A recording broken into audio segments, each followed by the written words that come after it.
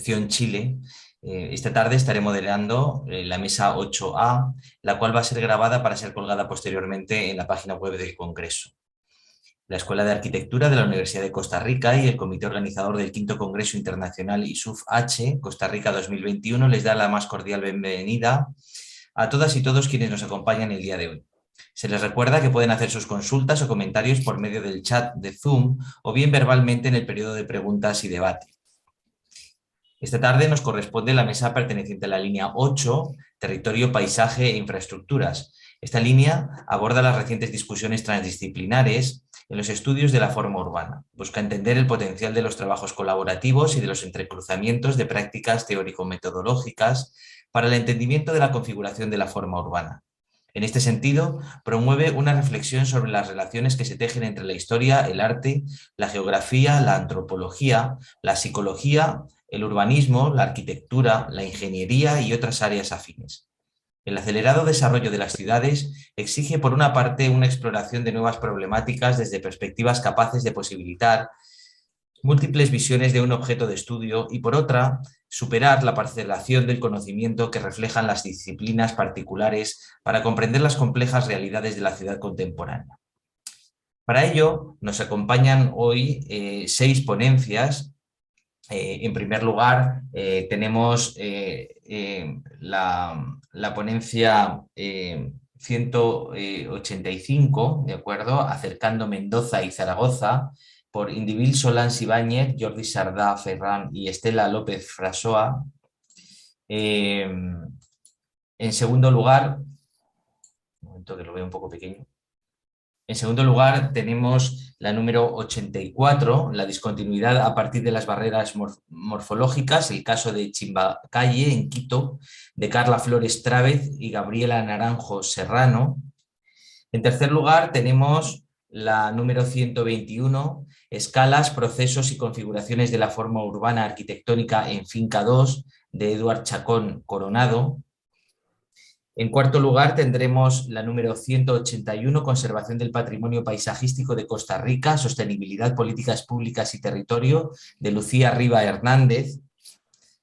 A continuación, la quinta ponencia va a ser la número 203, Os canais viarios de Sao Paulo, infraestructuração e caracterização de paisagem urbana, de Jordana Alca Barbosa Sola. Y finalmente, nuestra sexta ponencia, como ven tenemos la jornada apretada, ¿no? Es la de la número 252, El paisaje del periurbano, cultura y naturaleza en la morfología urbana de Morelia, Michoacán, México, de María del Carmen López Núñez. A continuación, vamos a escuchar la primera de estas ponencias, la número 185, Acercando Mendoza y Zaragoza, de Indivil Solans, Jordi Sardá y Estela López. No sé si se encuentran ya aquí para la presentación. ¿Hola? No, creo que precisamente ellos son los que Ellos todavía no no estaban, ¿no? están conectados. ¿Sí? Bien. Bueno, pues vamos a dar a continuación voz a la siguiente ponencia. Si se incorporan más tarde, trataremos de darles un plazo al final. Recuerden que para cada una de estas lecturas van a disponer de 10 minutos y yo les daré aviso cuando resten 2 minutos para que puedan ir concluyendo sus presentaciones. Entonces vamos a continuar con la número 84, la discontinuidad a partir de las barreras morfológicas, el caso de Chimbacalle en Quito, con Carla Flores Trávez y Gabriela Naranjo Serrano. ¿Qué tal? Buenas tardes. Buenas tardes. Cuando quiera, muchas gracias. Les comparto la pantalla. Perfecto.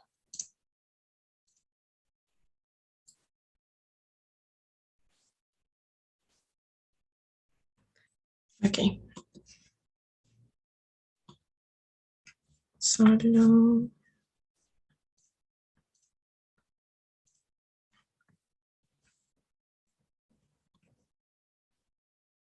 Ya, ahora sí. La discontinuidad a partir de las barreras morfológicas, el caso de Chimbacalle, Quito. Este estudio analiza cómo el crecimiento urbano discontinuo, al no considerar las barreras naturales y artificiales, puede provocar fragmentación física en el territorio y también disrupciones en el tejido social de la ciudad en diferentes escalas. Debido a procesos de crecimiento y renovación de la ciudad, se pueden generar interrupciones en la trama en toda la ciudad. Cuando esto se planifica por etapas, sin un panorama general, se producen fragmentaciones en el territorio que se evidencian cuando éste se compone por medio de elementos, piezas o sectores que no logran integrarse. En el caso de Quito, en el siglo XVI, la ciudad mantuvo una trama regular que creció de manera radial concéntrica hacia el norte y el sur. A partir de 1921, los procesos de urbanización se aceleraron y respondieron a planes de ordenamiento y al crecimiento poblacional. Hacia 1980, la ciudad poseía un fuerte contraste entre el crecimiento hacia el norte y hacia el sur. En el sur, el crecimiento urbano respetó la topografía y rodeó las quebradas debido a la falta de un plan urbano, mientras que en el norte se siguió la planificación de 1942 y en busca de mayor superficie urbanizable se rellenaron las quebradas. La ciudad se ha enfrentado a cambios políticos diversos y dentro de su planificación no se consideraron las dimensiones que alcanza ahora. La ciudad se ha ido regando en el territorio, desbordando la meseta del Pichincha hacia los valles. Analizar el proceso formativo de la ciudad nos muestra el contexto histórico donde los intereses de cada periodo influyen sobre la discontinuidad. Al observar este fenómeno, podemos evidenciar las causas más comunes y a medida que el desarrollo urbano transforma la ciudad, corregir los efectos adversos de la discontinuidad. Para este estudio, primero se realizó la apreciación morfológica de la mancha urbana de Quito dentro de un anillo perimetral de consolidación conformado por los ejes viales de mayor importancia. Este anillo vial permite distinguir tres franjas de la ciudad: las faldas del Pichincha, la mancha urbana central y los valles. La franja con mayor diferencia de tramas está dentro del perímetro urbano, al ser el área más antigua y consolidada. Se identificaron 11 casos de estudio que por sus morfologías particulares se prestan como ejemplo para identificar las condiciones recurrentes durante los procesos de conformación de la ciudad. En base a la organización tipológica propuesta por Alfonso Ortiz en su libro Damero, se propone una clasificación de 5 tipos de trama de acuerdo a su configuración. La trama urbana en cuadrícula, que se compone en forma de damero; la trama urbana radial concéntrica, que se organiza en torno a un punto central; la trama háptica u orgánica, que se adapta a la topografía sin uniformidad; la trama háptica geométrica, que reinterpreta las formas naturales con geometría; y la trama reticular lineal, que se dispone de forma alargada a ambos lados de una vía principal.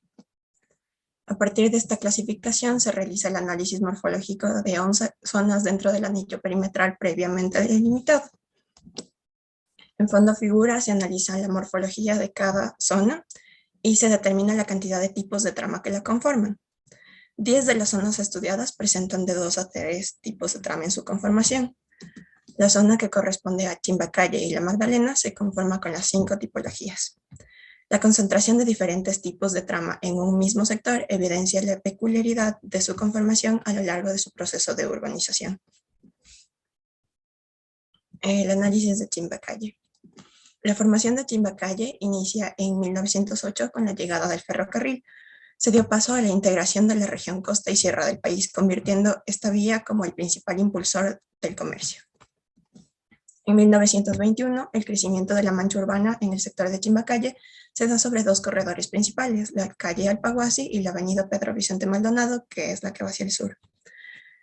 Para 1946 se conforman ciudadelas hacia el norte, sur y oriente. Para finales de los años 40 se observa el trazado urbano radial de los barrios obreros aledaños a la estación del ferrocarril. Las parroquias de Chimbacalle y La Magdalena han crecido y cambiado de acuerdo a su uso. Las tramas, como respuesta a cada situación geográfica, se han adaptado para consolidar la zona. Se analiza la configuración interna de las piezas que componen el territorio de Chimbacalle a partir de las fracturas naturales y urbanas. 2 fracturas naturales importantes son las elevaciones, como el Panecillo, la colina de 200 metros de altura ubicada en el centro de la ciudad, y el río Machángara, que actúan como bordes naturales dificultando la accesibilidad y condicionan la organización de la ciudad en esta zona. Los bordes naturales se convierten en fronteras debido a su escala, provocando fracturas urbanas. Las fracturas viales más importantes de la zona de estudio son la avenida Pedro Vicente Maldonado y la avenida Napo, por su sección de 4 y 6 carriles respectivamente. Los límites de la zona de estudio se establecen a partir de la lectura de los condicionantes propios del territorio. A partir de estos límites se realizó el análisis del territorio que comprende la división política de 8 barrios.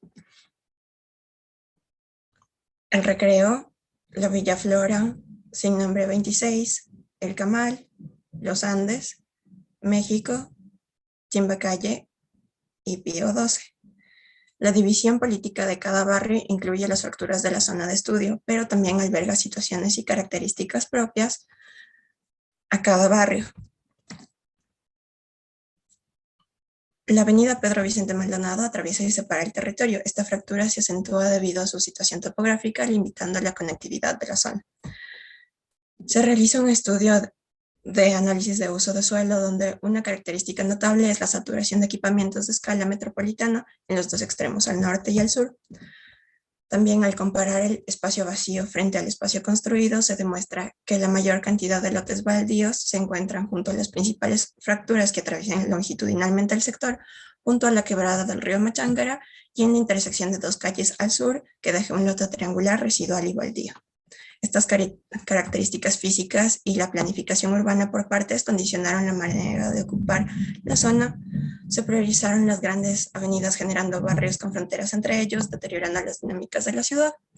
Por su organización y funcionamiento se determina que el sector está desarticulado y se proponen estrategias de conexión sobre el eje de mayor influencia. Para desvanecer las barreras fronterizas se debe activar los lotes vacíos y bordes del sector para que permitan interacción y costura entre los sectores aledaños. Las costuras transversales requieren actividades de lado y lado que desmaterialicen la frontera de la avenida Pedro Vicente Maldonado. Ante la ruptura longitudinal es necesario establecer conexiones transversales, puntos de costura que activen los flujos peatonales de la zona y puedan abastecer a la población con los servicios y espacios que requieren. Se desarrolla un plan urbano que se organiza a partir de la fractura longitudinal, que es la avenida Pedro Vicente Maldonado, interviniendo en puntos estratégicos que permitan la conexión entre los barrios colindantes. Se plantean 4 estrategias principales. Primero, cambios en el uso de suelo para reactivar y diversificar el sector. En segundo lugar, los puntos de accesibilidad y conexión generan una costura de un lado hacia el otro, conectando los diferentes niveles de territorio e incentivando las dinámicas del lugar. Tercero, se generó una red de equipamientos sectoriales y áreas verdes que sirven a los habitantes de la zona y de las parroquias cercanas. Y finalmente, el equipamiento detonante conecta físicamente 2 avenidas importantes y contiene diferentes espacios que activan el sector. Las piezas urbanas que conforman la zona de estudio se organizaron en diferentes etapas de crecimiento de la ciudad. Las diferentes aproximaciones al territorio y el modo de ocupación acentúan las fracturas naturales y crean fracturas urbanas, desarticulando flujos y dinámicas propias de una zona. La discontinuidad morfológica genera una conformación y consolidación difícil para el sector de Chimbacalle, que se refleja en su trama compleja. Sin embargo, este trabajo evidencia que generando una red de espacios públicos de uso intensivo y local puede transformar a Chimbacalle en un sector dinámico y conectado. Gracias. Muchas gracias. Vamos ahora entonces a continuación a escuchar la presentación número 84, ¿de acuerdo? La discontinuidad a partir de las barreras... perdón, esa es la que acabamos de ver, sería la 121. Escalas, procesos y configuraciones de la forma urbana arquitectónica en Finca 2 de Eduard Chacón Coronado. No sé si Eduard Chacón está, porque tampoco había llegado hace un rato. Acá estoy. Buenas.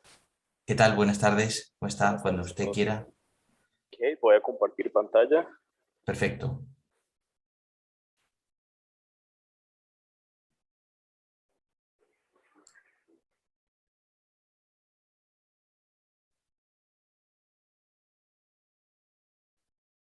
¿Me confirman si la logran ver? Sí, se ve bien. Perfecto. Buenas tardes. Como lo introdujo Ignacio, la presentación se llama Escalas, Procesos y Configuraciones de la Forma Urbana y Arquitectónica en Finca 2. Una aproximación a las infraestructuras y oposiciones entre el medio natural y construido. La investigación tiene como punto de partida 2 interrogantes, es cómo y por qué cambia el territorio y cómo una noción de escalas y una teoría postmoderna puede dar explicación a un nuevo paisaje urbano. La investigación como contexto tiene el nuevo desarrollo que emprende la Universidad de Costa Rica en su sede central, la sede Rodrigo Facio, ubicada en San Pedro de Montes de Oca, en San José, Costa Rica, en un periodo de estudio que va del 2010 al 2019 con una transformación dramática de la configuración urbana y arquitectónica de esta zona, como lo logran evidenciar estas dos imágenes satelitales. Una corresponde a los inicios del 2010 y otra en el 2019. 117.714 nuevos metros cuadrados son los que forman parte de esta nueva configuración urbana, un cambio en área construida del 70.08% al 44.2%. La investigación también tiene como punto de partida la noción del fenómeno urbano desde muchas escalas. Hay un proceso de desarrollo cartográfico muy amplio en la investigación para determinar dónde se ubica el fenómeno y cómo este fenómeno responde a su contexto en escalas medias, micro y altas. Esta es la finca, la ciudad universitaria, dentro de su contexto urbano. Esta es finca 1, la finca inicial con la que la Universidad de Costa Rica se desarrolla. Esta es finca 3, es conocida como las instalaciones deportivas.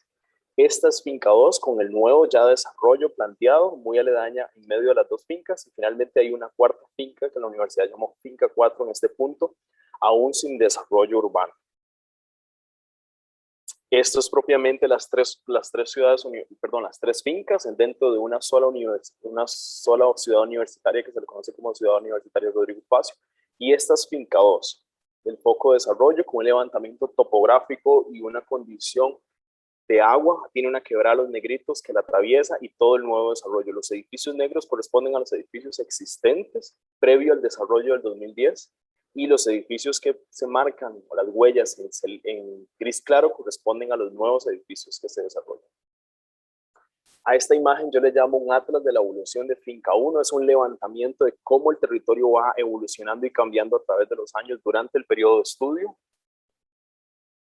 El primero corresponde a la finca no virgen, pero sí virgen antes de los procesos de desarrollo de la universidad. En el 2010, en el 2014, en el 2017 y finalmente la finca actualmente. Esto fue un levantamiento que se hizo en el 2019, prepandémico. ¿Cuál es el punto teórico, el punto de partida de esta finca, de la investigación? Tiene como punto de partida el texto de Ren Koolhaas que se llama Ciudad Genérica. Una interrogante que a mí en lo personal me gusta mucho y lo comenta así: ¿son las ciudades contemporáneas como los aeropuertos contemporáneos? Es decir, todas iguales. ¿Es posible teorizar esta convergencia? Y si es así, ¿a qué configuración definitiva aspiran? La convergencia es posible solo a costa de despojarse de la identidad. El segundo punto de partida es el segundo libro que él desarrolla, Small, Medium, Large y Extra Large. Este como abordaje metodológico para entender el proceso urbano que tendrá la finca, que se desarrolla más amplio acá. La investigación hace eco en 4 escalas de estudio. Una noción small, se analiza un edificio para comprender la unidad básica del desarrollo que tiene la Universidad de Costa Rica dentro de esta finca. Medium analiza un espacio público dentro de los usos funcionales que la universidad implanta como nuevos dentro de esta finca. Hay un espacio público y esta escala tiene como objeto de análisis ese uso funcional. La escala 3 analiza la noción de conjunto, el large, y la escala extra large analiza la noción de la finca y sus conexiones o no conexiones con toda la ciudad universitaria. Como lo mencioné en un principio, la investigación tiene un ejercicio muy reflexivo para entender cuál es la nueva configuración urbana y arquitectónica, ¿verdad? ¿Cuál es la manifestación de estos nuevos desarrollos? ¿Qué impactos tiene y qué contraposiciones tiene entre el medio natural existente y el que no existe? El primero es un objeto de estudio a la escala small. Yo lo llamé negación del entorno. Esto es una síntesis de la investigación que se desarrolló inicialmente. Van a haber varias aproximaciones. Esta se llama independencia de su contexto. Cada uno de estos análisis se desarrolló en intersección conjunta con el marco teórico planteado de ciudad genérica. Aquí la fotografía tiene la relevancia o el punto esencial de la investigación. Cada una de estas fotografías pertenecen a acercamientos fotográficos y nociones principalmente manifestaciones arquitectónicas y urbanas que tiene esta escala. La primera se llama pérdida de la escala humana, ausencia de la actividad, deshumanización espacial, hegemonía del concreto. La investigación también hace un fuerte eco en la crítica y la observación como análisis reflectivo de lo que la arquitectura plantea y la ciudad como tal también, porque el desarrollo que la universidad plantea aquí ya se puede hablar de una escala ciudad por la cantidad de metros cuadrados, por los usos funcionales que tienen y por las relaciones en su contexto. La segunda intersección, que se llama medium, analiza la noción de espacio público. Quise denotar esta, digamos, que es la naturaleza, la que llama sobrevivencia. Esta fotografía es el único árbol que queda dentro del espacio público que la universidad plantea. Y bajo un ejercicio que yo llamé por un instante es posible pensar a Costa Rica en toda su acción arquitectónica y urbana dentro de ella sin su naturaleza. Es un relato hipotético que narra cómo es posible olvidarse dentro del espacio público en nuestro contexto de la naturaleza. La segunda noción a la que yo llamé es frontera. ¿Y a qué nos enfrentamos cuando existe una barrera entre un edificio y un espacio público? A lo que yo llamé desconectar el interior y el exterior, la pared como medio. Y hay mucha representación gráfica que evidencia el análisis que hago y estas barreras que distorsionan la lectura de estos párrafos. Es lo mismo que sucede con la barrera de este muro que se ve detrás de esta fotografía donde está la joven, distorsionando la lectura que podría haber ocurrido entre un espacio público y un interior de un edificio. Y la ruptura entre actividad que sucede entre el afuera y el adentro. Finalmente, estas son las otras imágenes que componen dentro de esta escala el arte, el espacio público y qué rol le compete, el vacío, es decir, la ausencia de la actividad, el rótulo, quién soy, cuando un edificio no tiene identidad, se acude el rótulo para manifestar. Estas probablemente la conocerán, es una ilustración muy famosa con una modificación que realicé. La ilustración de Robert Venturi. Finalmente, el material. Hay dos nociones implícitas dentro de este desarrollo, el concreto y el parasol, y finalmente el mobiliario. Y la noción y la recreación de un render dentro del espacio público. La tercera intersección, a la que llamo Large, habla de la finca 2 y su relación con el contexto y con toda la ciudad universitaria. El primer punto de partida es cuánto es capaz de un territorio de transformar su condición física. Esta es una fotografía que logré encontrar de los inicios de Finca 2, que además es muy rica porque evidencia cuánto ha cambiado el desarrollo urbano en esta zona desde 1970. De este lado se observa la Finca 1 en sus inicios, que es este punto con las primeras facultades y el planteamiento urbano que en su momento se tuvo para esta zona. Finca 2 completamente libre de edificios y Finca 3 y todo el contexto de San Pedro de Montes de Oca. Esta escala, este punto es analizado desde los números. Hice un listado de los edificios que se van agregando año por año, los metros cuadrados, y lo más importante son lo que yo llamo las transformaciones entre áreas construidas o no construidas. Para el 2010, la universidad en esta finca tenía un área construida del 70.08, versus el 2019, esta finca tenía un área no construida del 44.2. Históricamente es la primera vez que una finca dentro de la ciudad universitaria Rodrigo Facio tiene más área construida que no construida. El crecimiento fue de un 100.92.28% de la infraestructura arquitectónica dentro de esta finca, y la universidad en promedio construye 14.714.25 metros cuadrados por año. Finalmente hay una noción de qué queda después de este desarrollo. Yo lo que lo llamo es el residuo urbano. Después de esta transformación urbana y arquitectónica, ¿qué nos queda en el territorio? Y nos queda la naturaleza como un residuo, ¿verdad? Hay solo una zona verde que se queda y es la que queda en torno a la quebrada de los Negritos, literalmente como residuo protegida por una legislación que existe en Costa Rica. Finalmente, también hay un análisis al qué motiva este desarrollo, dónde están esos 117.000.1714 metros cuadrados, y hay un levantamiento de los usos funcionales. El 58.8% responde a necesidades académicas, háblese de facultades y escuelas. El 7.7% investigaciones, institutos, laboratorios. Tan solo el 2.2% de todo este desarrollo corresponde a un espacio público, que lo marco aquí en rojo.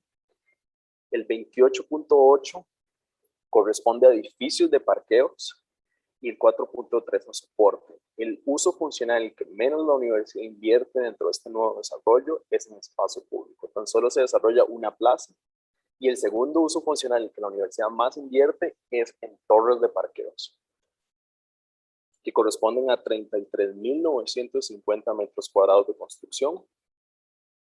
Finalmente, aquí hay como una noción de una alegoría a lo que nos enfrentamos, una infraestructura, lo que llamo, para el automóvil, y un modelo de ciudad que se plantea contrario probablemente a todos los modelos de ciudad que se ven como tendencia global, lejana al automóvil. 2 torres de parqueos, 1.200 nuevos estacionamientos dentro de la finca 2 para la ciudad universitaria. Finalmente, la cuarta intercepción, a lo que llamo extra large, analiza las nociones de toda la ciudad universitaria. Hay un primer acercamiento a lo que llamo el desarrollo urbano versus las redes de conexión, una noción a la ausencia de planificación, es decir, cuando no están conectadas el desarrollo urbano y las redes de conexión, no existe planificación, a lo que yo llamo un acierto a la inconexión, al caos vial y a la motivación del vehículo propio.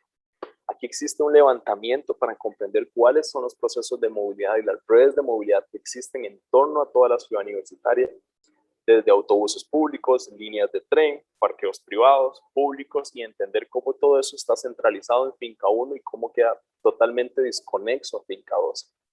Es decir, el nuevo desarrollo está lejano a las redes de conexión. 2 minutos, por favor. Gracias. Finalmente, concluyo con esto dentro de esta escala que se llama ¿Son acaso la arquitectura y la ciudad reflejo de una sociedad? Y de ser así, ¿a dónde estamos? Esto es una imagen de la zona verde que queda residual a la línea, a la quebrada Los Negritos, con el fondo de la Facultad de Ciencias Sociales desarrollada y la Facultad de Ingeniería del lado derecho. Y hago un análisis reflectivo como punto de partida de lo que sucedió en finca 1 en sus momentos, en la mitad del siglo pasado, con finca 2 entre el 2010 y el 2019. Entonces son nociones que evalúan la fotografía y contraposición de conceptos. En la primera es la arquitectura y la naturaleza. En la segunda, la arquitectura y la naturaleza se contradicen. Esta es la Facultad de Ciencias Económicas, con jardines internos integrados a la naturaleza que rodea, tanto interno como externo, versus la nueva Facultad de Ingeniería con barreras de concreto hacia la parte natural. La peatonalidad como una experiencia urbana desde y contra el peatón, las sendas urbanas y los recorridos en torno a la naturaleza en finca 1 versus lo que sucede en finca 2, aceras que son prácticamente, o sea, no son coherentes dentro de un desarrollo urbano, son aceras de 1,20 m, un cuerpo, un espíritu y una época, lo que yo llamé en 1950 versus el nuevo espíritu y una nueva estética. Estos son torres de parqueo y estos son laboratorios con fachadas que se aprecian en este sentido, muy mecánicas. Y finalmente termino con esto, son 18 retratos, 6 interrogantes, son 18 fotografías que seleccioné de mi investigación. Toda mi fotografía es a blanco y negro, a excepción de lo que finca 1 como valor de proposición. Entonces son el entorno y el ser humano el centro del acto proyectivo en finca 2. Es la arquitectura de finca 2 reflejo de los ideales de la Universidad de Costa Rica. Son estas obras reflejo de una nueva etapa marcada por la ausencia de identidad arquitectónica en la ciudad universitaria, acentuando los postulados de Ren Koolhaas sobre la identidad en el desarrollo contemporáneo de las ciudades y la arquitectura. Representan estos 117.714 metros cuadrados una visión innovadora, sensible y humanista. Son el automóvil y los edificios de parqueo el nuevo sinónimo de vida universitaria. Será un mall, unas oficinas, un hotel, serán lo que las masas decidan ser, intercitando a Koolhaas, lo genérico. Finalmente cierro con esta frase que dice: sin la naturaleza, la arquitectura y la ciudad no existirían, y sin los seres humanos, la arquitectura y las ciudades no tendrían sentido. Muchas gracias. Bien, muchas gracias. A continuación vamos a escuchar a Lucía Riva Hernández, que va a presentar la ponencia Conservación del Patrimonio Paisajístico de Costa Rica, Sostenibilidad, Políticas Públicas y Territorio. Cuando quiera, muchas gracias.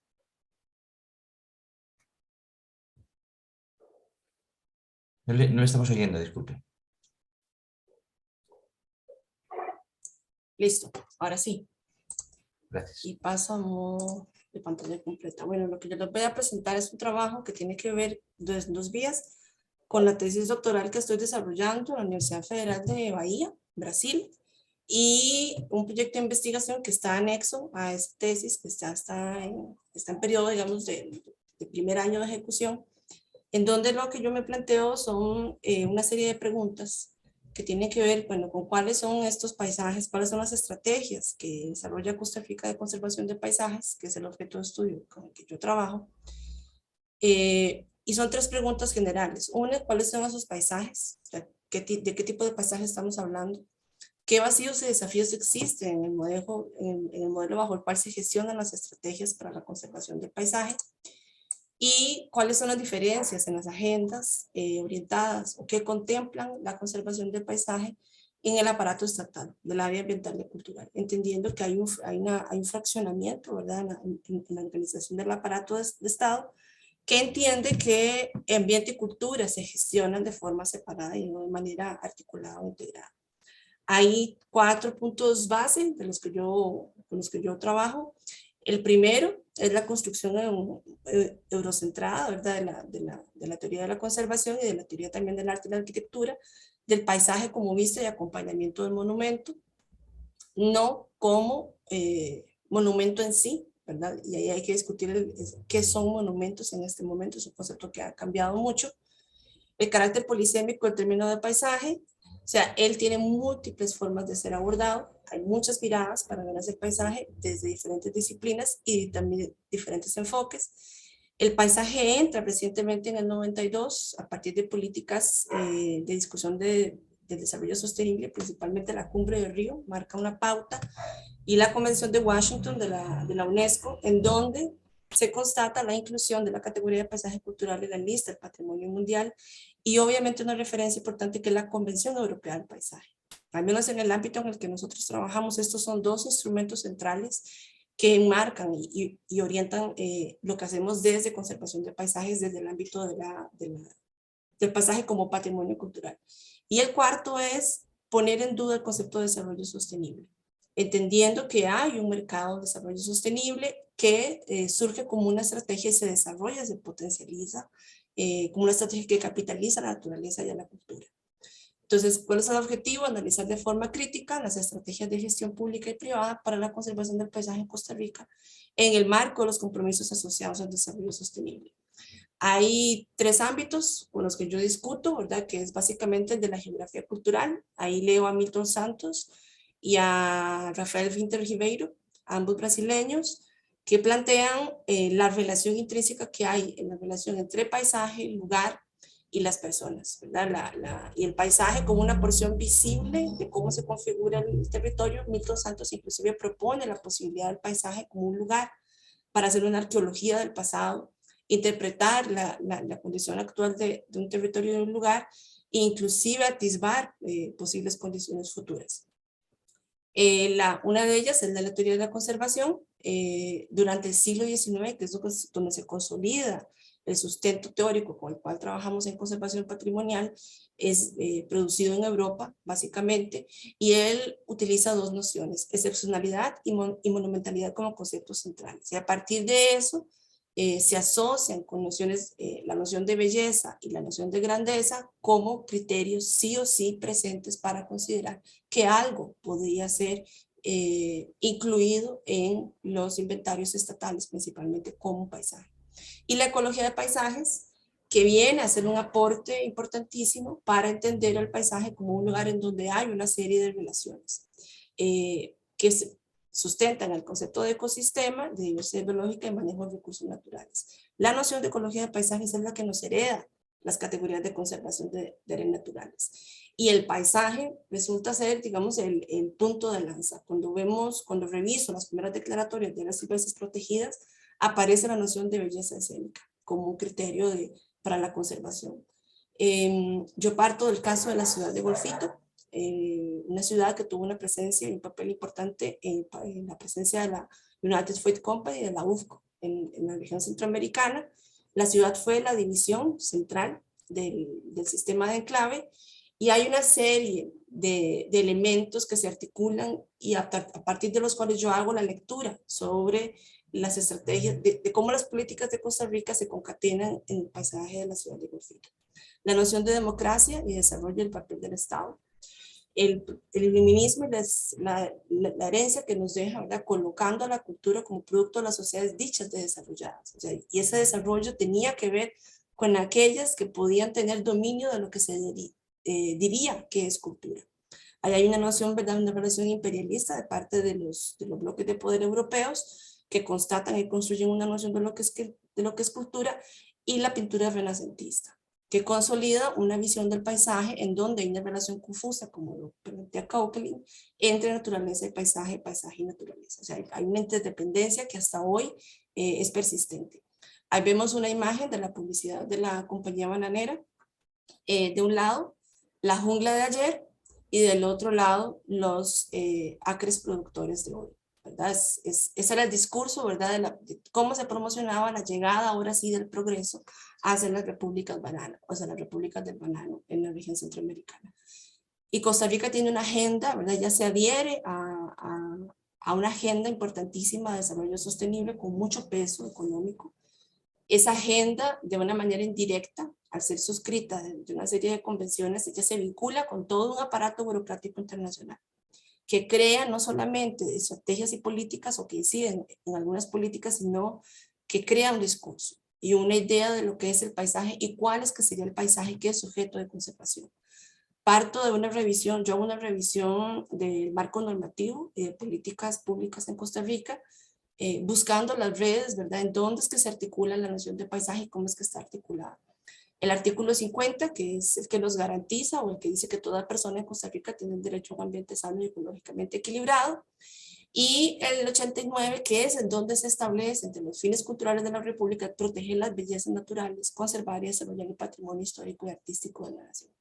Estos dos, al ser norma constitucional, ellos funcionan como una sombrilla que ampara todo un cuerpo normativo. Y una de las cosas que han venido surgiendo en el proceso de investigación es identificar que realmente tenemos un marco que legisla y norma la materia de paisaje en Costa Rica, muy orientado hacia el tema de conservación, pero con un peso importante en materia ambiental y con un peso muy debilitado en materia cultural. 2 minutos, por favor. Perfecto. La ciudad de Golfito, esto es Golfito antes del proceso de llegada de la compañía bananera. Son las fotos que la compañía toma en el momento que llega a la bahía. Golfito en este momento es una ciudad de pocos 5 kilómetros, aproximadamente unas 3.000 a 4.000 personas. En la zona roja se ubicó lo que llamaban la zona blanca, que era la zona norteamericana, de dominio norteamericano. En la amarilla, de trabajadores asociados con el muelle. Este fue el punto de salida de bananos a Europa.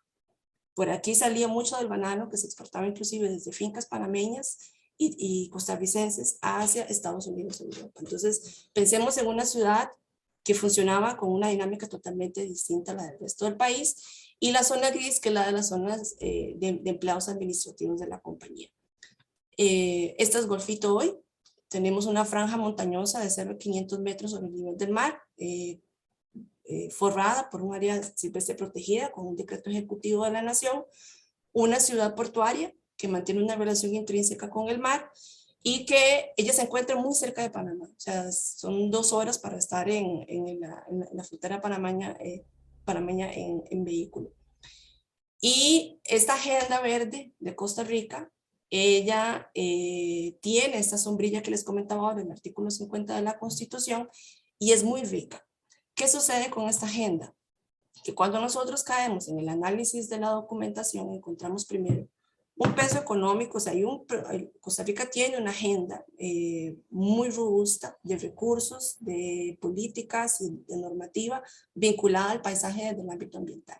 Sin embargo, en el ámbito cultura, quienes están enterados, el Ministerio y el Centro de Patrimonio han tenido una reducción sensible del presupuesto con el que operan.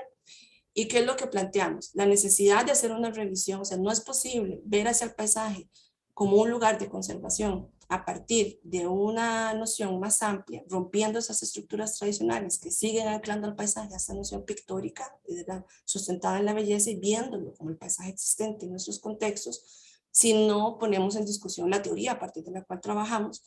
El paisaje se ancla en la cultura de los commodities, él entra en el mercado neoliberal, especialmente a través en Costa Rica de la estrategia de cambio climático, y está y sigue operando a partir de una tecnocracia muy fuerte. Esto es Golfito hoy, es un lugar lleno de promesas, el banano por un lado, marinas que están siendo aprobadas en contraposición con normativa ambiental, pasando a través de filtros del Estado inclusive, y un plan regulador que no termina de ser aprobado. Entonces ahí identificamos algunos vacíos de gestión. La ley de el reglamento de contaminación visual en Costa Rica le dejó a los planes reguladores la tarea, y en Costa Rica ni siquiera el 25% de los municipios cuentan con un plan regulador aprobado.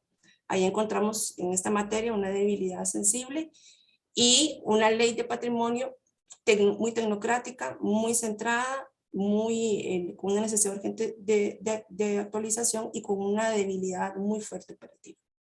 Eso, bueno, en resumen, y me extendí un poquito. Muchísimas gracias. Muchas gracias. Lucía Riva, vamos a continuación a escuchar a Jordana Alca Barbosa con su ponencia Os canais viarios de Sao Paulo, infraestructura Sao e caracterización do paisaje urbana. Muchas gracias. Cuando quiera usted. Hola.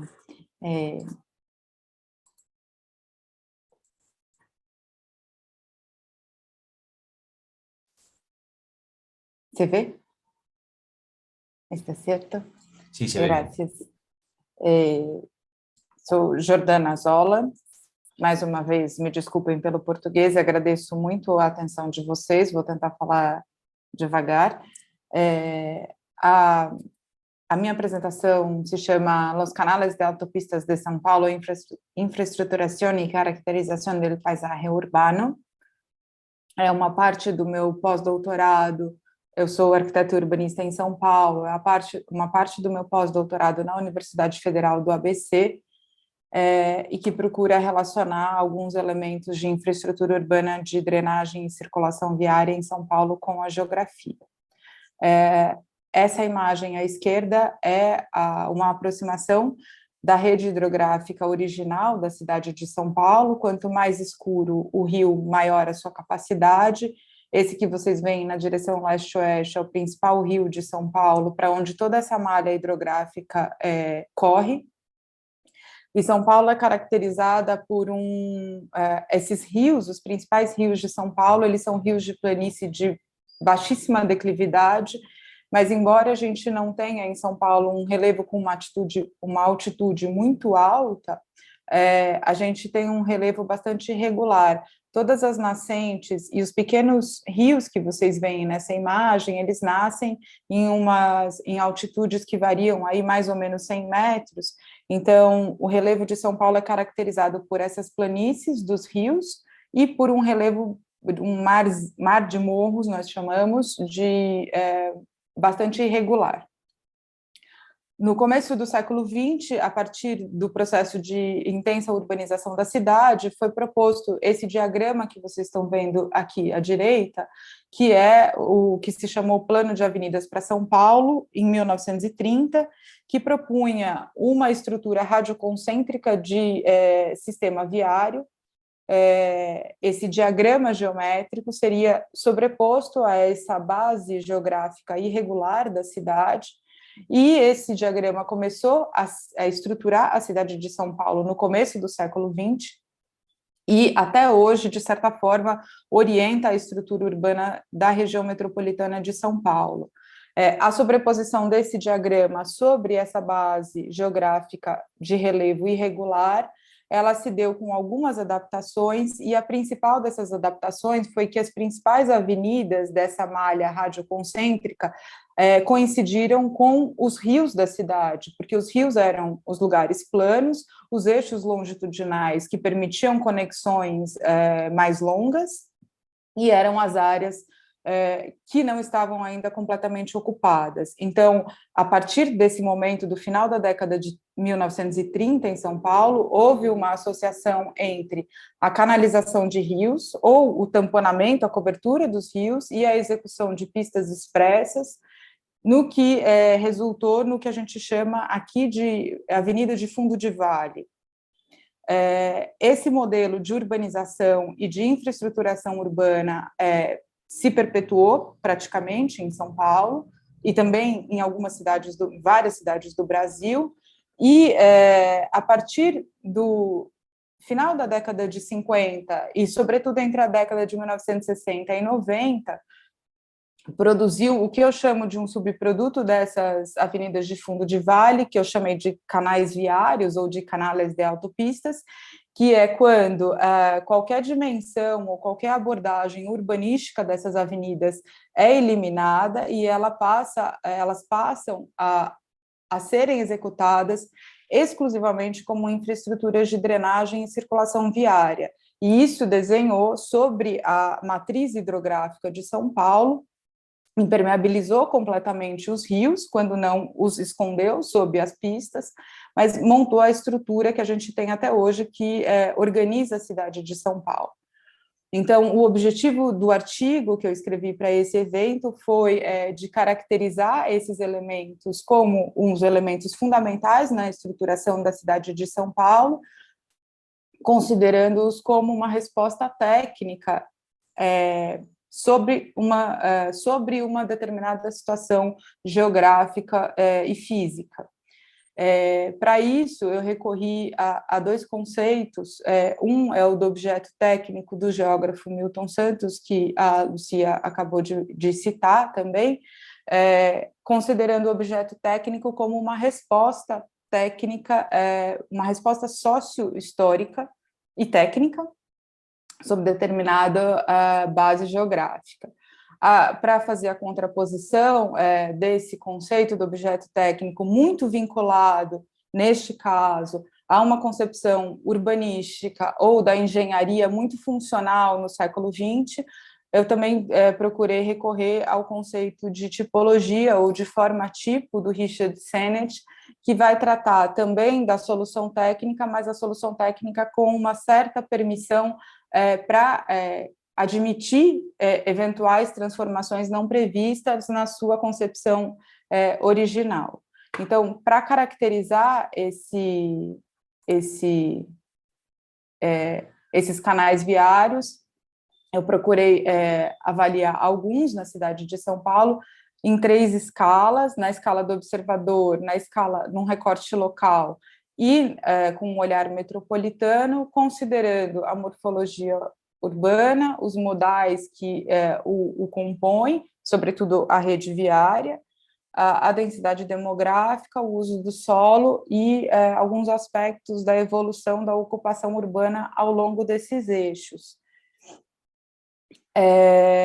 No olhar metropolitano, essa imagem mostra um mapa de São Paulo com o destaque para esses canais viários, que são essa associação entre, executados a partir do final da década de 1950, associados entre a canalização de rios e execução de vias expressas, e vocês podem ver que eles, de fato, estruturam grande parte da cidade de São Paulo.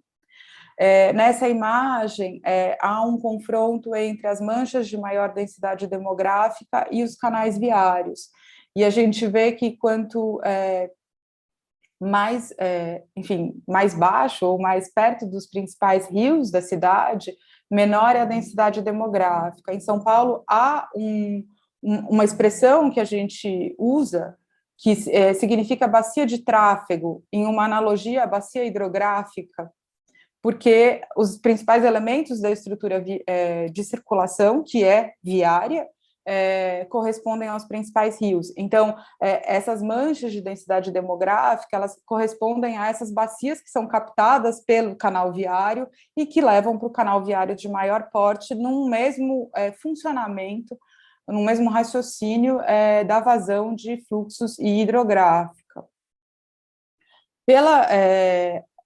Pelas manchas de densidade demográfica ao longo desses eixos, a gente consegue perceber que, numa análise mais localizada, a partir de seções transversais, a gente vê, quer dizer, eu procurei demonstrar no artigo, né, que eu trouxe poucas imagens, que o eixo dessas avenidas só foi, ou foi prioritariamente ocupado após a execução da canalização, seja o rio enterrado ou não, e a execução dessas vias expressas, mas que, como eram áreas pouco ocupadas e alagáveis, dada a sua geografia, a ocupação do entorno dava costas para esses lugares, para esses eixos. Quando eles foram executados, com essa concepção funcional da engenharia e procurando promover apenas essa conexão longitudinal, a ocupação desses eixos, ela se deu de maneira muito residual, e do ponto de vista do aproveitamento do solo e mesmo das densidades demográficas.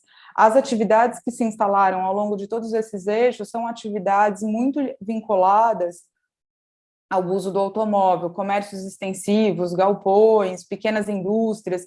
Então, são eixos que, por um lado, concentram a infraestrutura e a estrutura da cidade de São Paulo, mas eles não se conformam como eixos de centralidade ou linearidade urbanística, eles têm um uso muito residual, em função do seu próprio caráter urbanístico, com a compressão dos rios, para favorecer o maior número de faixas de rolamento, e uma descaracterização do entorno.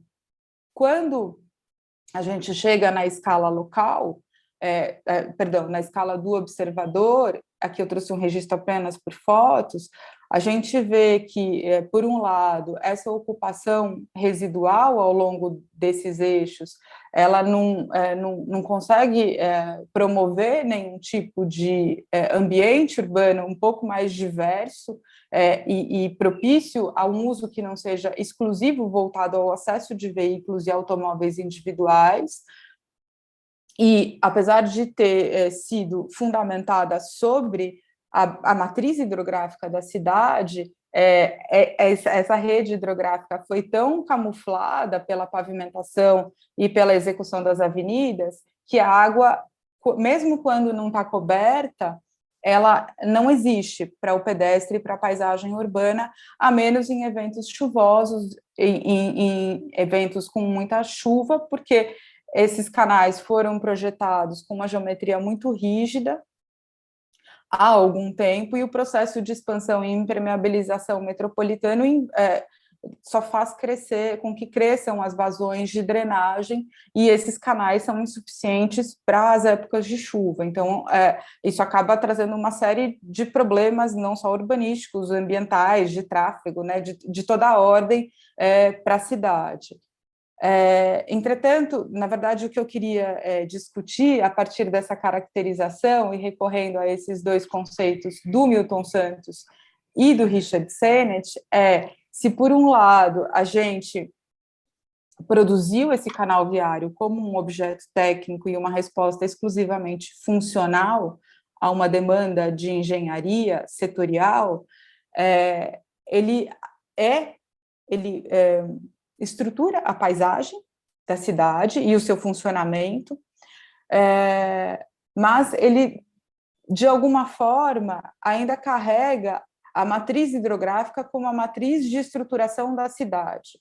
E o fato de a ocupação ao longo desses eixos ela ser tão residual e pouco consolidada, no sentido de admitir ou muito aproveitamento do potencial construtivo, ou até a sua eliminação e sua transformação em áreas livres, acho que o que eu gostaria, na verdade, é de pensar nesses canais viários, para além do problema urbanístico e ambiental que eles são hoje, mas como uma possibilidade, esse objeto tipo, ou essa forma tipo, uma possibilidade eventual, outro ciclo de produção da cidade, que eles possam ainda ser elementos estruturais na matriz da cidade, mas com uma outra abordagem, evidentemente. Então, eu acho que essa combinação de uma estrutura que carrega, ainda que tenha confinado os rios, mas eles ainda são a estruturação da metrópole e que eu acho que podem admitir uma série de transformações. Eu acho que, apesar de ser uma questão muito particular de São Paulo, talvez acho que o mesmo raciocínio é um pouco que todos nós temos tratado aqui nessa mesa e mesmo nesse evento, assim, os prejuízos dessa urbanização setorial, muito funcional e utilitária, o quanto ela produz, a Lucia acabou de mostrar também, espaços desiguais, espaços precários e ambientalmente comprometidos, né? Então, assim, mais uma vez eu agradeço a vocês todos pela atenção em ouvir o português e espero que essas reflexões também encontrem eco aí, né, nas nossas cidades latino-americanas, porque acho que a gente compartilha dos mesmos problemas, né, das mesmas esperanças também, né. É isso que eu gostaria de mostrar para vocês. Muchas gracias. Muchas gracias. Bien, nos queda una ponencia, la número 252, el paisaje del periurbano, cultura y naturaleza en la morfología urbana de Morelia, Michoacán, México, que nos lo va a presentar María del Carmen López Núñez. ¿Qué tal? Buenas tardes, ¿cómo está usted? ¿No la estamos oyendo?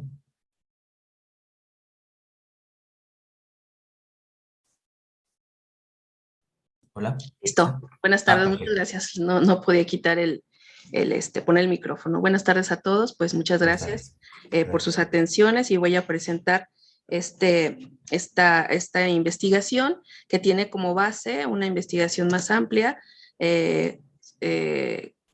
desde la historia de la arquitectura y la geografía histórica que ha abordado los espacios para producción, conocidos como haciendas, desde el periodo virreinal hasta el siglo XX, como estructuradores del territorio en la región de Morelia, México, y que han dado pie a otro tipo de reflexiones, como es el que a continuación voy a presentar. Y esta región es una región que está caracterizada por una región hidrológica al sur de la laguna de Cuitzeo y que tiene una serie de afluentes que llenan alimentan este vaso y que en torno a ellos se crearon estas unidades productivas y que en la actualidad perviven esa tradición agrícola en la región. El crecimiento de la ciudad en la actualidad está siendo hacia el norte, principalmente de la misma, en donde es la zona de mayor producción agrícola desde el periodo virreinal. Se le conocía como el granero de Michoacán, precisamente, y aún hoy en la actualidad, este valle de Támbaro, Queréndaro, que está al norte de la ciudad de Morelia, pues es una zona muy productiva. Aquí vemos la zona en particular, vemos cómo es una zona rica en afluentes, ¿sí? Al sur de la cuenca lacustre de Cuitzeo, pero que también forma parte o es una colindancia de otras cuencas, como la cuenca de Pátzcuaro, la cuenca de Madero, y que es una zona de transición entre el eje neovolcánico transversal y la zona del Bajío, lo que permite una serie de riqueza y de biodiversidad en la región. ¿Sí? Esta ciudad se ha caracterizado también porque en las últimas décadas es una ciudad que podríamos considerar como intermedia, con una población de más de 800,000 habitantes en la actualidad, pero que ya en la zona conurbada y que aún hoy en la actualidad se denomina como metropolitana, pues se considera que tiene más de 1 millón de habitantes, y en donde tenemos por un lado grandes desarrollos de fraccionamientos de casas de interés social, como es este que vemos en la parte superior izquierda de la imagen, que se llama Villas del Pedregal, en donde habitan más de 30,000 habitantes en ese sitio, más de 16,000 viviendas, y por otro lado, también en las periferias de la ciudad, tenemos desarrollos residenciales, como vemos en la parte de abajo, en donde, contrastando con el otro tipo de desarrollos habitacionales, pues tenemos un gran contraste en cuanto a infraestructura. Pero también tenemos que ese crecimiento demográfico, pues obviamente ha propiciado un área periurbana, esta periurbana entendida como un lugar heterogéneo y de rápido crecimiento, en donde los problemas sociales, ambientales se incrementan, dada la especulación económica, que es propiciada por una incorporación real y potencial de nuevas tierras a la ciudad. Esto dicho por Barsky.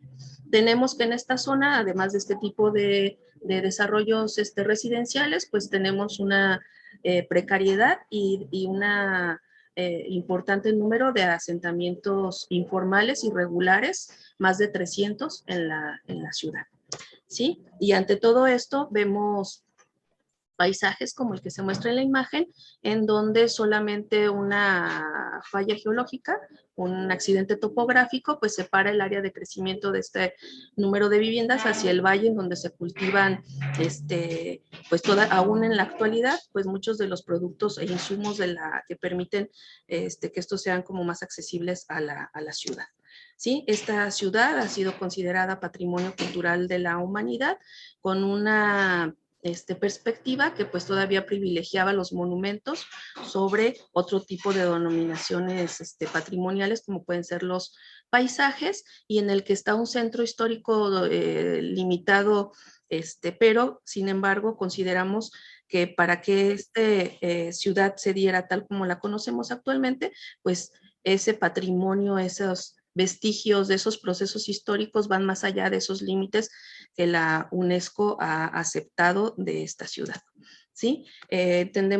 Hacemos eco del concepto de cultura de la UNESCO como un conjunto de rasgos distintivos espirituales y materiales, intelectuales y afectivos que caracterizan a una sociedad o un grupo social. Ella engloba, además de las artes, letras, modos de vida, derechos fundamentales del ser humano, los sistemas, valores y creencias. Y más específicamente como patrimonio cultural, acercándonos a Bonfil Batalla, un acervo de elementos culturales que una sociedad determinada considera suyos, de los que echa mano para enfrentar sus problemas, cualquier tipo, desde las grandes hasta los aparentemente niños de la vida cotidiana, y para formular e intentar realizar aspiraciones y proyectos para imaginar y gozar y expresarse. En ese sentido, pues se considera que el territorio, en este caso específico de las ciudades, pero también de los espacios para la producción, pues es el instrumento más adecuado para poder establecer estas relaciones entre los diferentes vestigios, ¿sí? Si hablamos de vestigios materiales, pero también de prácticas y saberes sociales que han sido a través de los cuales se ha construido este patrimonio. El territorio entendido como una fuente histórica sobre las sociedades del pasado, sus estructuras básicas, el entramado de caminos y asentamientos, la disposición y ordenación de los espacios productivos, el manejo de los recursos naturales, la ordenación simbólica de algunos de estos elementos transparenta no solamente condiciones sociales y económicas, sino también valores que suponen en muchas ocasiones señas de identidad colectiva capaces de aglutinar el sentimiento de pertenencia a una comunidad, según lo dice Ortega Balcácer, y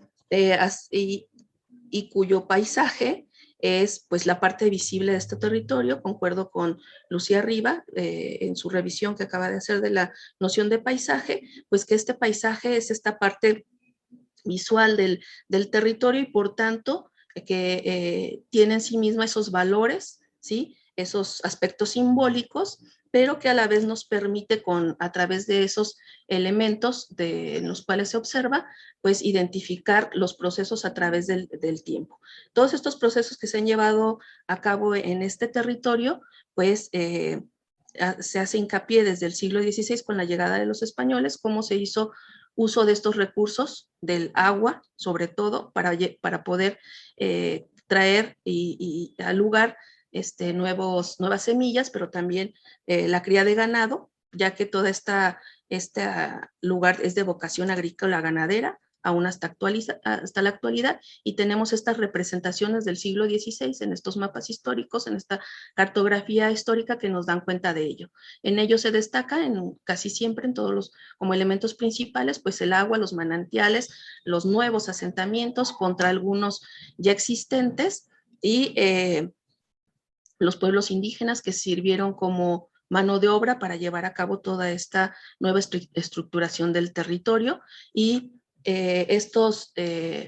este conocimiento del medio, estos saberes agrícolas que dieron pie a diferentes fases de producción, procesos productivos, requerimientos espaciales que generaron ciertos espacios como fueron los que hoy conocemos como cascos de haciendas y que en ellos aglutinaban todas estas actividades.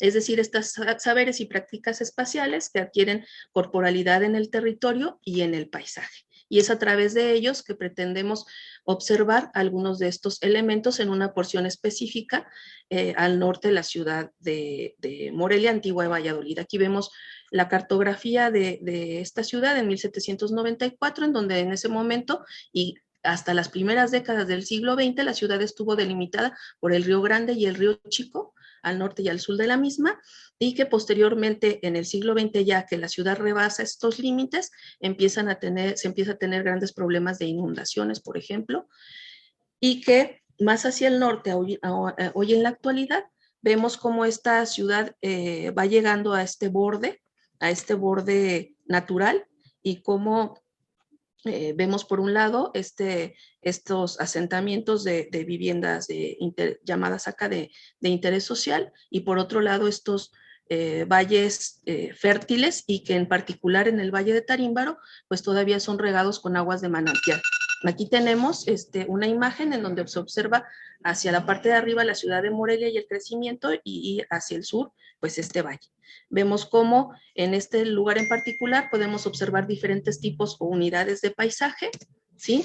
Que nos van a dejar analizar estos vestigios materiales por un lado, ¿sí? Pero también esta infraestructura que se ha realizado para el uso del agua, estas tradiciones de rurales que aún en la actualidad se llevan a cabo en este lugar, a 500 metros ya de los fraccionamientos, y cómo estas prácticas tradicionales agrícolas se siguen llevando a cabo con la siembra de legumbres, de flores durante todo el año, y que se distribuyen en la propia ciudad.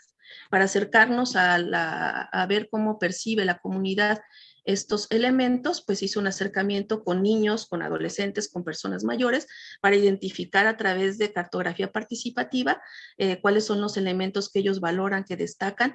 Los niños, sí, los elementos naturales, algunos elementos simbólicos, conocen perfectamente el proceso agrícola, pero no así identifican los vestigios como los cascos de las haciendas. Lo que sí pasa con los adultos mayores, que incluso tienen memoria de haber habitado en su niñez todavía con las haciendas como funcionando. Las permanencias culturales en este periurbano destacan la agricultura tradicional, y aquí tenemos como reflexión final un esquema que muestra pues un perfil, y cómo en este paisaje se pueden observar diferentes capas en donde se muestran los diferentes procesos históricos a través del tiempo. Se tienen vestigios prehispánicos, por un lado, del señorío tarasco, se tiene vestigios de la evangelización, en particular un exconvento franciscano, que fueron los encargados de refundar el lugar, y los cascos de las haciendas, que se desintegraron en 1900, después de la revolución, con la reforma agraria, desde 1930 a 1950, y en la parte alta de esta curva topográfica, pues los fraccionamientos actuales que se han construido a partir del año 2000. Tenemos que este crecimiento acelerado de la ciudad ha transformado drásticamente la forma humana en sus bordes, que ha pasado de una traza regular a una morfología difusa que hace difícil la movilidad de los bordes hacia el centro de la ciudad. Por ello, necesario el análisis a escala del territorio, en particular del paisaje, el cual refleja en su fragmentación la diversidad de usos que se han incorporado en el periurbano de la ciudad. Este trabajo permite un acercamiento al paisaje como una herramienta que identifica elementos naturales, culturales, que repercuten en la forma urbana, pero también en torno a la relación entre campo y ciudad a través del tiempo, y de elementos que han permitido y que constituyen el patrimonio natural y cultural. Es evidente que los habitantes de la comunidad, de las comunidades rurales que se encuentran en el periurbano Morelia-Tarímbaro, valoran los elementos territoriales asociados a las prácticas agrícolas y conservan estas como parte de su identidad, y es necesario conocer la valoración de los pobladores de los fraccionamientos aledaños. El análisis del paisaje asociado al patrimonio cultural y natural Es una herramienta para la identificación de hitos que permitan las relaciones entre los pobladores de asentamientos rurales y de los grandes fraccionamientos, así como planes para su conservación e incorporación a los instrumentos de planeación. Muchas gracias. Muy bien, muchas gracias. Bien, una vez terminadas todas las ponencias, muchas Disculpe, gracias a Ignacio. todos los Ignacio, ponentes. Procederemos entonces ahora a la sección de preguntas y debate. Alejandro, Creo que ¿verdad? falta la última ponencia. sí, Ah, Creo que disculpa, falta la... porque se ha incorporado más tarde, ¿no? sí, eso te comentaba, que ya se nos incorporaron la ponencia que estaba programada de primera, así que podemos darle su espacio. Perfecto. Y esta ponencia, También disculpa, queda es pendiente la de Acercando a Mendoza y Zaragoza, ¿no? Perfecto. Entonces vamos a dar comienzo entonces a esta ponencia, ¿no? Acercando Mendoza y Zaragoza, de Indivil Solans Ibáñez, Jordi Sardá Ferrán y Estela López Frasca. Cuando quieras, muchas Bien. gracias. Bueno, muchas gracias. Vale, Buenas primero tardes si a podéis. todos y bueno, ahora vamos a ver si compartimos pantalla. Bueno, gracias. Bueno, Indivil. ¿Podéis confirmar que se está visualizando? Sí, perfectamente, Indivil. Bien. Vale, pues... sí, bueno, esta presentación está realizada por el doctor arquitecto Jordi Sardá Ferrán, por la doctora arquitecta Estela López Frasca y por yo mismo, Indivil Solans Ibáñez. Vamos a hablar de la temática Mendoza y Zaragoza, Argentina y España. Creo que creemos que el ISUF recoge y alberga de alguna manera esta internacionalidad del mundo hispánico, de los dos continentes, ¿no? Y bueno, cedo la palabra a Estela, que Bien. también es una de las Bueno, colaboradoras del en este comunicado. caso, gracias, Indivil, le vamos un poco a hacer anticipar que nuestro trabajo surge de un convenio de cooperación entre las universidades Rovira y Virgili de la Escuela de Arquitectura en Reus y de la Universidad de Mendoza en Argentina. Realmente, bueno, a partir de, hemos, digamos, hecho un trabajo en el que mirándonos hemos encontrado que tenemos mucho que ver y mucho que acercarnos, ¿no es cierto? Así que vamos a pasar a explicar de algún modo los objetivos, intentando cumplir los tiempos como corresponde. Así que pasamos a la siguiente imagen, Indivil. Bueno, las temáticas que vamos a tratar fundamentalmente en la comparación de estas dos ciudades que parecen tan alejadas, pero sin embargo tan próximas, son la ciudad y territorio, dos conceptos de trama, dos aguas y con y sin tren. Los objetivos un poco, si quieres, Estela. Sí, por supuesto. Bueno, la idea, ¿no es cierto?, es que a partir de las coincidencias de origen, el objetivo es investigar las consecuencias, observar el desarrollo y ese desarrollo en el tiempo entre conquistadores y conquistados. Comparar las dos ciudades en sus diferencias, en sus contrastes, en sus similitudes, en sus ausencias.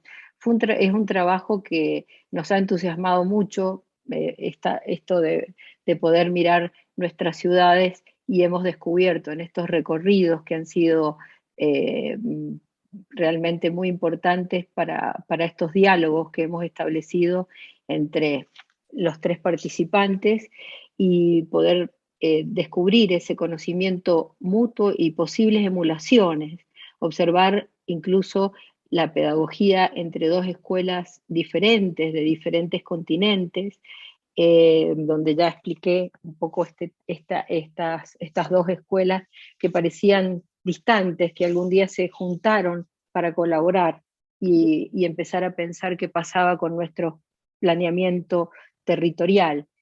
Sigamos, si querés, con la otra imagen. Y la idea, ¿no es cierto?, es que presentar Mendoza, para quienes no ubican esta ciudad o esta provincia, en realidad provincia y ciudad del mismo nombre, está ubicada digamos, en el límite con la cordillera de los Andes y muy cercana a nuestro país vecino, casi parte de nuestra misma historia, que es Chile, y a muy pocos kilómetros de Santiago. Aquí podemos observar en esta imagen esta mirada un poco, digamos, mucho más compleja, pero a su vez vemos esas venas que marcan el territorio, de modo tal que vamos ahora a acercarnos a los efectos de poder entender esta situación particular. Sigamos. Mendoza es una ciudad acabada, rodeada por otras ciudades en crecimiento, con las que mantiene pugna y equilibrio. Es la capital del área metropolitana, mucho más poblada que ella, y hacia donde se desplazan las actividades agrícolas, industriales, incluso residenciales. El crecimiento normal que se ha ido desarrollando a lo largo del tiempo es casi acompañando la línea de la cordillera, y como algunos autores como Rosa Huecochea Donofri dice y habla de una ciudad lineal que se va enhebrando, pero lo interesante de poder ver esta imagen es cómo esta ciudad ha crecido, ha permitido solo una división administrativo-política, pero para el habitante es una gran ciudad, sigamos, Indivi. Podríamos ver el ejemplo de esta gran trama, ¿no?, que teje estas ciudades conjuntas. En el caso de Zaragoza es un caso que difiere mucho de la situación que tiene Mendoza. Zaragoza es una ciudad que de alguna manera no ha dejado tener otras voces, los vecinos, los municipios que están en sus aledaños tienen comparativamente un espacio mucho menor, ¿no?, que tiene una extensión que no pueden hacerle frente, no son una voz comparable a la voz que tiene Zaragoza. Zaragoza ha ido fagocitando a sus vecinos y no ha querido escuchar otras voces posibles. Aquí vemos la imagen de Zaragoza donde el río Ebro lo cruza, pero de alguna manera únicamente es Zaragoza, y el resto de municipios no pueden tener ni voz ni derecho a opinión frente a la gran masa que supone Zaragoza. Damos pie a la trama, que es otro de los aspectos tratados. Bueno, acá digamos que en este diálogo Mendoza ha confiado su forma urbana en la cuadrícula desde su fundación hasta hoy, y sin titubeos. Después de la destrucción de la ciudad durante el terremoto de 1861, se construyó la ciudad sobre su traza, pero se trasladó al centro con un nuevo modelo de trama, la cultura que se asienta y prevalece en el tiempo, donde cuadrícula, agua, árboles forman un estrato acondicionado. En la imagen de la derecha, nosotros podemos recordar brevemente que aquí está la recopilación de leyes de los reinos de India, en un conjunto de ordenanzas que España trajo, digamos, en su mano y en su memoria y en el mandato de los reyes, ¿no es cierto? Esta ciudad que se organiza a través de una forma urbana de la Plaza Mayor, de las plazas secundarias, del Templo Mayor, el edificio de gobierno, el solar, la población, etcétera, se respeta y se asienta sobre una estructura donde los españoles encontraron a los caciques, estos caciques huarpes que venían siendo hijos de los incas, y encontraron una organización en torno al agua, esa agua que viene del deshielo de la cordillera de los Andes, donde la ciudad está ubicada a 800 metros sobre el nivel del mar, y que naturalmente se irriga todo el territorio. Digamos. 2 minutos, por favor. Sí, adelante. Indivil, la otra imagen, por favor. Gracias. Bueno, aquí se ve, vamos a hacerlo brevemente, esa línea que nos divide digamos, la ciudad fundacional con su cuadrícula y con su respeto, para encontrarnos con la nueva fundación, o podríamos llamar tercera fundación, donde podemos ver la plaza central con sus 5 plazas. Aquí tenemos un proyecto del siglo XIX realizado con el mismo criterio y el mismo respeto de la cuadrícula, pero realizado por proyectistas franceses, con todos los criterios higienistas de la época, con un gran parque que se ve a la izquierda, y la ciudad siempre siguió respetando ese sistema, que se va superponiendo tal como recién lo explicábamos. Sigamos, Cindy, más rápido. En el caso de Zaragoza, el primer ensanche que tuvo la ciudad es el ensanche que pertenecería a lo que fue la Plaza de los Sitios, que recogió lo que es la Exposición Universal entre Francia y España, precisamente en reconocimiento de la paz tras el estado de sitio que sufrió Zaragoza en la invasión napoleónica. Y no sé si es coincidencia el acto francés, pero de alguna manera podríamos decir que de todos los ensanches que tiene la ciudad de Zaragoza es el ensanche más mendocino, de alguna manera. Aquí tenemos 2 imágenes que a veces uno no sabe si está en Zaragoza o si está en Zaragoza, ¿no? Hasta en algún momento desarrollando el trabajo, creo que nos hemos llegado a confundir si la derecha era Mendoza o si a la izquierda era Zaragoza, ¿no? Mendoza y Zaragoza al final tienen sitios muy comunes, muy parecidos. Exacto. Bien, sigamos entonces a la próxima, si podemos. Bien, aquí les ruego por favor que terminen rápidamente, porque si no, no vamos a tener tiempo para las preguntas. No hay problema. El curso, bueno, acá tenemos el otro tema muy importante que se puede ver en este gráfico, donde como la cuadrícula fue a lo largo del tiempo superponiendo elementos. En su momento la cuadrícula se reúne junto con el sistema de regadío que tenían los huarpes, a lo que después se le suma el modelo higienista de la nueva ciudad con la estructura arbórea, y de este modo todas estas capas generan una condición absolutamente agradable para el habitante, que es un estrato acondicionado, y dentro de un espacio que es un desierto.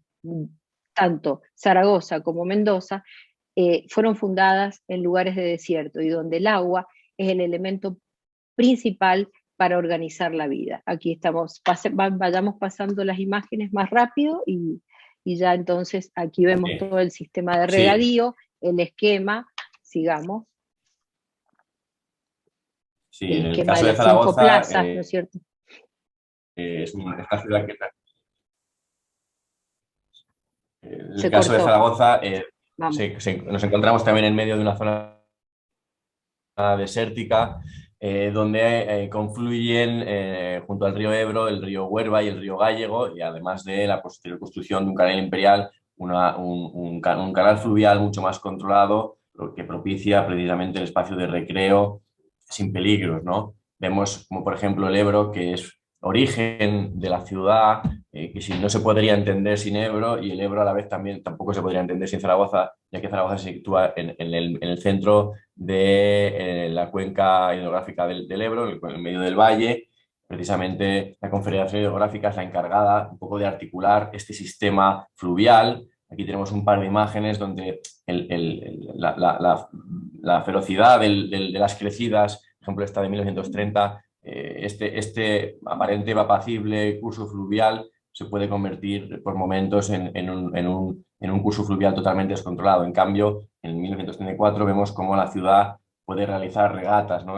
La vida entre el agua y la ciudad siempre están de la mano y siempre tienen que entenderse como una misma entidad. Vemos también aquí que Zaragoza se sitúa en medio de un territorio que es la península, a medio camino entre Madrid y Barcelona, entre Bilbao y Valencia, y con ello el tejido ferroviario ha sido una de las entidades que de alguna manera ha conformado y ha podido hacer que la ciudad se desarrolle. Estamos tratando también el tema del ferrocarril. En Zaragoza, digamos que ha seguido apostando por el ferrocarril, en cambio en Mendoza, pues...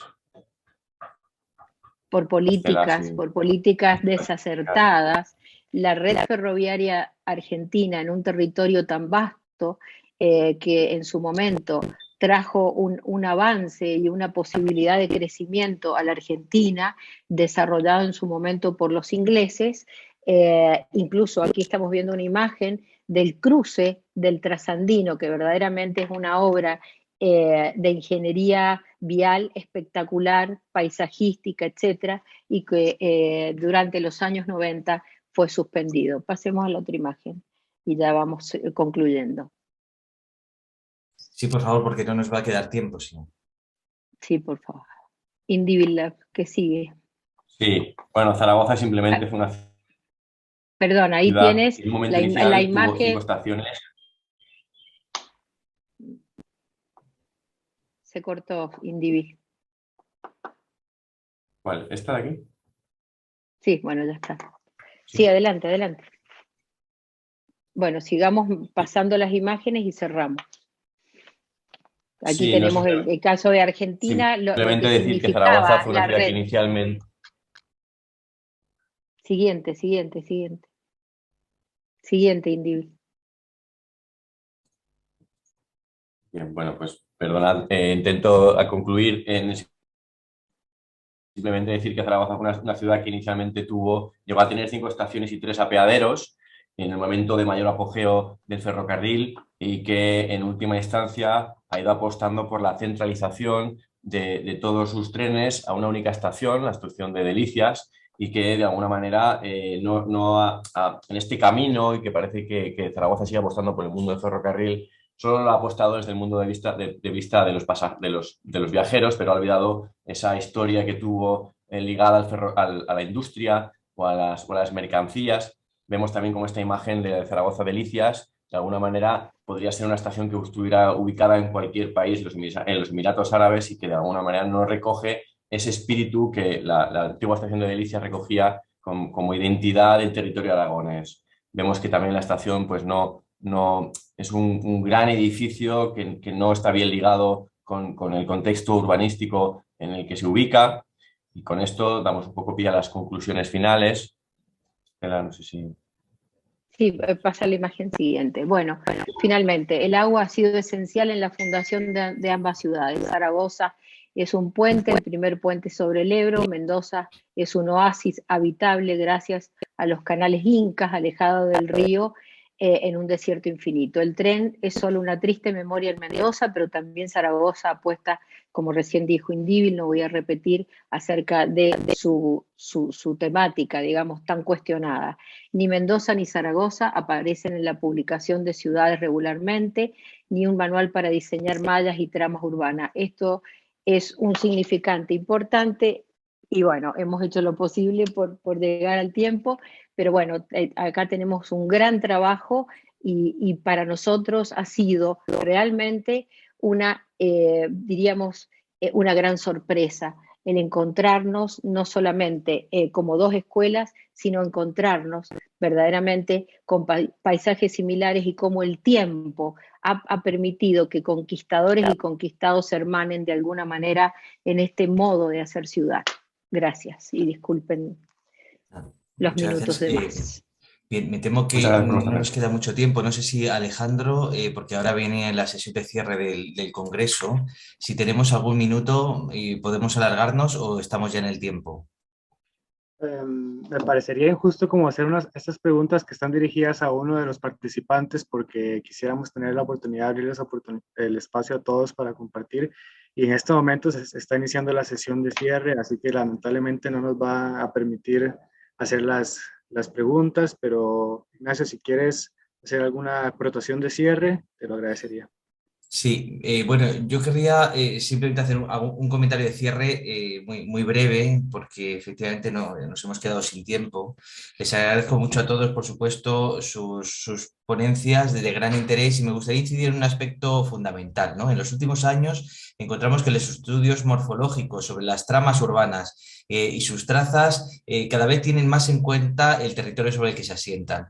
El rol de las infraestructuras y el modo en el que se imbrican, ¿no?, íntimamente, no ya con aspectos topográficos, sino con las redes hidrográficas, etcétera, nos da a entender, ¿no?, que está habiendo también un giro en el urbanismo que nos permite vislumbrar, ¿no?, metodológicamente nuevas técnicas de diseño de ciudad que incorporen todas las infraestructuras verdes, ¿no?, en este caso, este concepto novedoso o relativamente novedoso de la infraestructura verde como una herramienta muy útil para el diseño de ciudades en el futuro, para reducir su insostenibilidad y también para relacionarse mejor con el territorio circundante. Nada más, una pena que no nos haya quedado tiempo para las preguntas. De nuevo, muchas gracias a todos y vamos entonces a la sesión de cierre. Adiós, muchas gracias. Muchas gracias, de verdad. Muchas gracias, buenas tardes. Sobre Muchas todo a quienes gracias. están en latitudes que están a deshoras, pues muchas gracias porque conectarse fue importante para nosotros. Muchas gracias y que los esperamos por allá en la sesión de cierre. Gracias, adiós. Gracias. Muchas gracias a Gracias. todos.